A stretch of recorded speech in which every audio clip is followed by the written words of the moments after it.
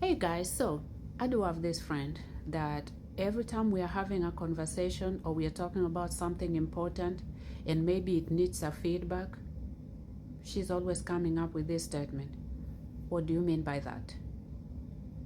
It never fails.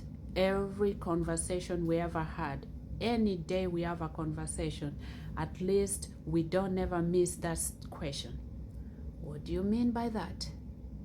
So I started wondering, why is this lady, every time we're having a conversation, she is always just having to bring this thing up every time. What do you mean by that? So one day I kind of like decided to pay attention to our conversation to see where it was leading up to and why did she throw in, what do you mean by that? Then it occurred to me, when she is always avoiding to make decisions, she'll act like she don't know what I mean by what I'm stating. And lately I've realized that most people that use that statement is when they're trying to avoid something.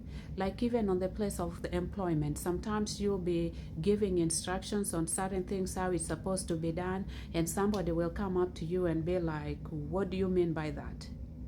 So they are seeking clarification, and the more you're doing clarification, it reached a point you're like, well, maybe I need to show them how.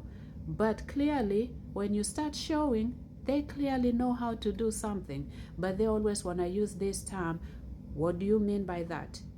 To avoid them having to be the one that is actively doing what's supposed to be done, or to avoid them being the one that actively is making the decision.